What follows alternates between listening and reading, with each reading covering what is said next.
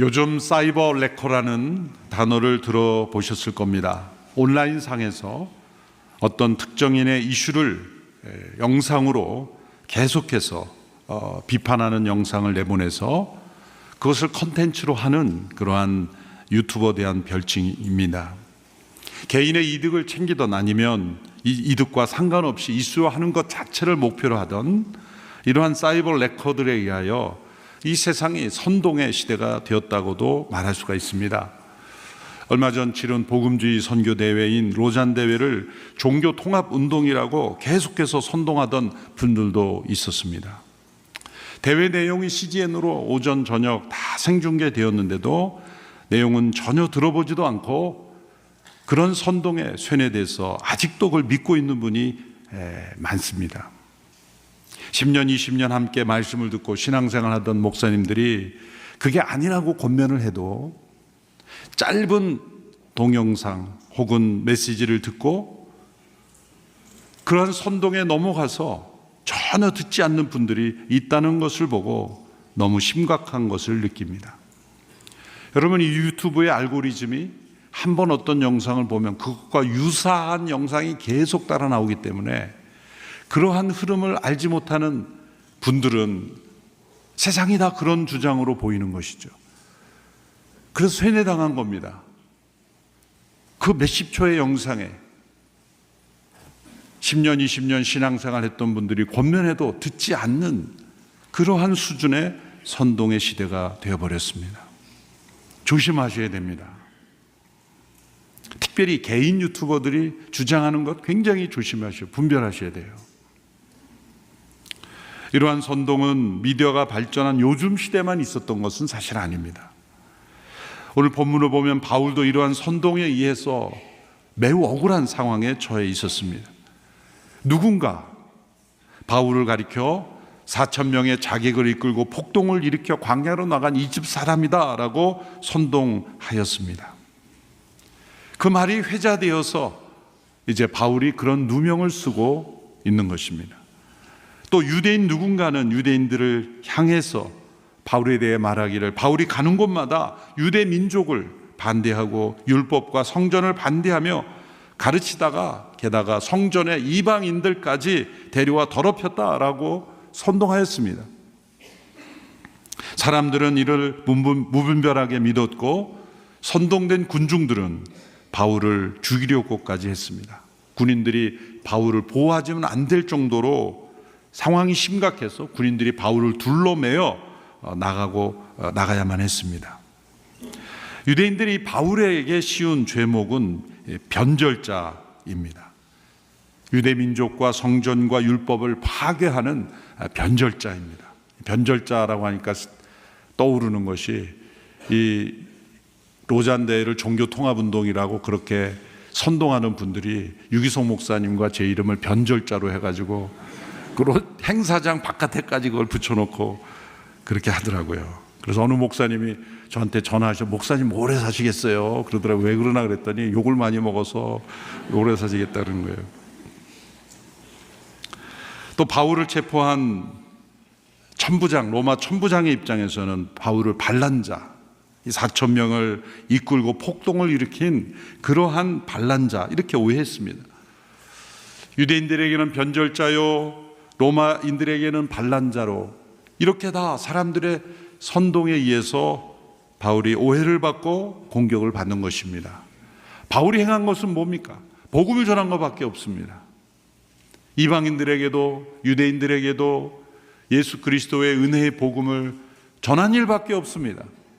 그런데 그런 영향력이 미치게 되자 어떠한 이유에서든지 이러한 선동가가 나타난 것으로 바울을 위기에 몰아넣고 심지어 죽을 수도 있는 상황에 놓여지게 한 것입니다. 이러한 성난 군중들 앞에서 로마 제국의 합리성이 돋보입니다. 어느 한 사람의 주장이라도 쉽게 저버리지 않고 변론의 기회를 주고 또 자신을 설명할 수 있는 기회를 준다는 것이 이런 신약의 로마가 얼마나 법치적으로 합리적으로 통치했는가를 보여주는 면이기도 합니다. 그는 안토니아 성체로 올라가는 계단에서 이제 자신을 해명할 기회를 얻고 히브리 말로 연설하게 됩니다. 로마 천부장 앞에서는 그리스 말로 자신을 해명할 기회를 요청할 때 깜짝 놀라, 당신이 그리스 말 할 줄 아느냐? 그러고 나서 올라가서는 또 히브리어로 말하니까 또 놀랐습니다. 그는 성난 청중들에게조차 매우 정중하고 품위 있는 언어로 연설을 하는데, 그 연설은 그러한 선동을 잠잠케 하는 감동적인 연설이었습니다. 바울의 연설이 이런 선동적인 이들의 말과 달리 감동을 주었던 이유가 있습니다. 첫째로 그 내용을 보면 자신이 단지 위험에서 벗어나기 위한 해명이 아니라 그리스도에 대한 증언이었기 때문입니다. 이 사도행전 22장부터 이제 바울의 신분이 죄수로 바뀝니다. 그래서 어느 학자는 22장 이후에 바울의 여정을, 사도행전을 존 버년의 The Pilgrim's Progress라는 단어를 가져와서 The Prisoner's Progress다, 죄수의 역정이다, 죄수의 행진이다, 그렇게 부르기도 했습니다. 22장에서 26장까지 6번의 자기 해명을 하게 되는데, 예루살렘에서 2번, 가이사랴에서 4번의 해명할 기회를 얻습니다. 그런데 이 6번의 모든 해명의 과정에서 바울은 나는 죄가 없습니다, 나는 억울합니다, 나를 조금 구해 주십시오라는 말을 한 번도 하지 않고 오직 예수 그리스도만을 전하고 있다는 겁니다. 자신이 죽을 수도 있는 위기에 처했지만 자기 변호를 하지 않고 예수님 변호를 하고 예수님을 전하고 있었다는 겁니다. 이러한 상황에서 얼마나 억울했겠습니까? 사람의 인격과 성품은 억울한 일을 당해보면 압니다. 사람들은 조금만 억울한 상황이 되면 마음이 부글부글 끓어오르고 분노하고 심지어 복수하고 싶은 생각도 들지 않습니까? 바울도 충분히 그러했을 상황입니다.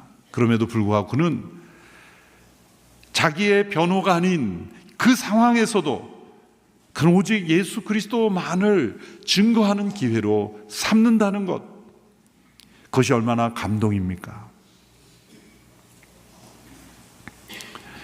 둘째로 그 내용을 보면 그리스도를 만남으로써 자신에게 어떠한 변혁이 일어나고 있는지를 설명하고 있습니다.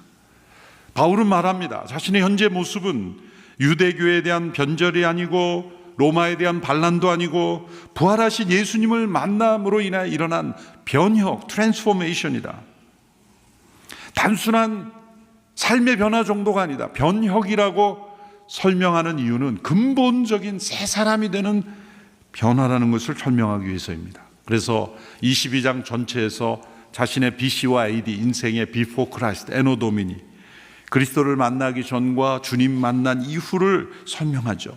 자신이 얼마나 유대교의 엄격한 사람이었는지, 얼마나 열심히 있는 사람인지, 그 열심으로 예수님을 믿는 이들을 핍박하는 것을 자신은 하나님께 대한 충성으로 여겼다라고 고백합니다. 왜냐하면 예수님이 부활했다라고 하는 주장, 그리고 그 예수님이 곧 하나님의 아들이시라고 하는 주장을 구약의 견지에서 믿을 수가 없었기 때문이고, 구약을 바로 읽지 못하는 율법적인 교육을 받았기 때문이죠. 구약을 있는 그대로 읽게 되면 메시아가 오실 것이며 그분은 십자가와 부활을 통해 우리를 구원하시는 구원자라는 게 구약에도 다 나타나 있음에도 불구하고 구약을 해석하고 해석한 그런 바리새인들의 체계를 그들은 믿었기 때문에 예수님을 바로 보지 못한 것입니다. 그런데 그에게 부활하신 예수님이 나타났고, 그리고 그를 부르심으로 그는 변혁을 경험하게 되었습니다. 그를 변화시킨 것은 율법의 지식이 아니었습니다. 열심도 아니었습니다. 부활하신 예수님과의 만남이었습니다. 그 만남은 강렬한 빛과 함께 이루어졌습니다. 눈을 보지 못할 정도로, 앞을 보지 못할 정도로 강렬한 빛이 임했고, 일시적으로지만 그의 눈을 멀게 되었죠. 그 빛은 눈만 멀게 한 것이 아니라 그 영혼까지 들어와 영혼의 빛을 비추어 주었습니다.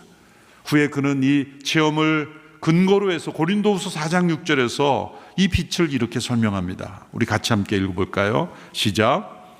어둠에서 빛이 빛이라고 명하신 하나님께서 우리의 마음에 예수 그리스도의 얼굴에 있는 하나님의 영광을 아는 빛을 비추셨기 때문입니다. 빛을 창조하신 그 하나님께서 빛을 비추어 주시는데 그 빛이 우리의 영혼 깊숙한 곳에 들어와 하나님의 영광을 알고 예수 그리스도 그분을 바라볼 수 있게 해준다는 겁니다. 이 빛은 태양빛이 아닙니다. 하나님으로부터 나오는 빛입니다. 그 빛이 비추어지게 되는 겁니다. 여러분, 저와 여러분이 다 예수님을 어떻게 만났습니까? 세상의 지식으로 탐구해서 만났습니까? 여러분 자신의 열심으로 만났습니까? 빛이 비추어졌기 때문입니다. 그래서 내 영혼의 상태를 보게 되고 예수님이 어떤 분인지를 보게 되고 하나님의 영광을 보게 된 것입니다. 빛이 우리 속에 비치지 않으면 우리는 예수님을 알 수 없고 만날 수 없습니다. 이 변혁이 나에게 일어났다. 이것을 간증하고 있는 것입니다. 무엇을 위해서? 예수 그리스도를 증언하기 위해서입니다. 셋째로 그 내용을 보면 자기 자신의 비전이 아닌 그리스도의 부르심에 초점을 두고 있기 때문입니다. 내가 여기까지 오게 된 것은 나의 비전이 아닙니다. 나는 과거에 나의 비전을 위해서 살았습니다.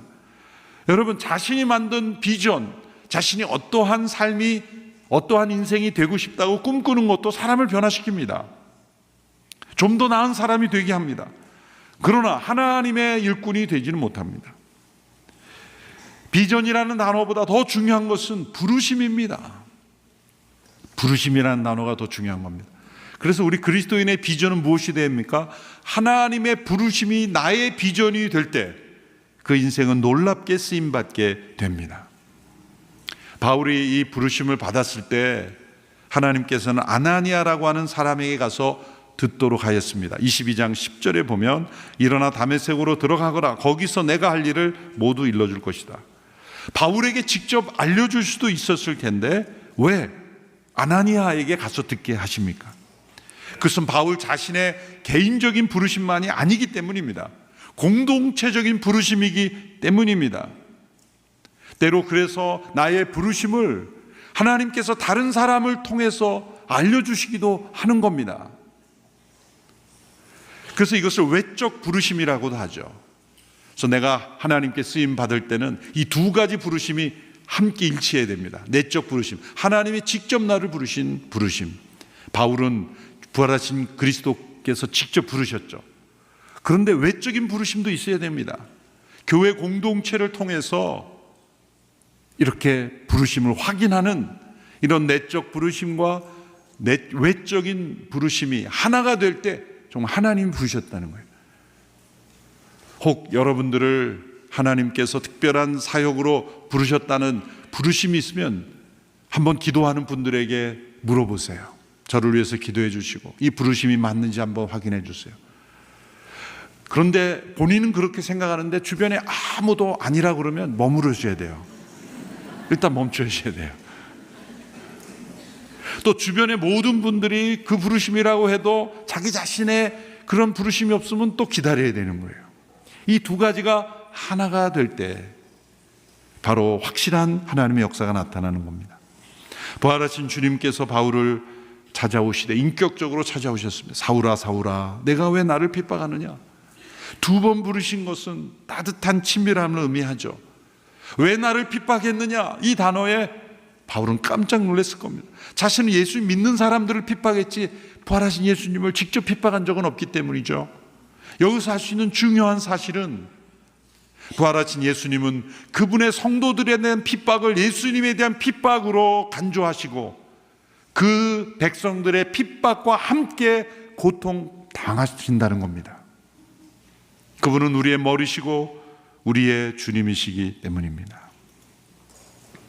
바울이 이러한 음성과 강렬한 빛에 의하여 엎드러졌지만 그래서 앞을 보지 못했지만 그의 영혼의 눈을 뜨게 되었습니다.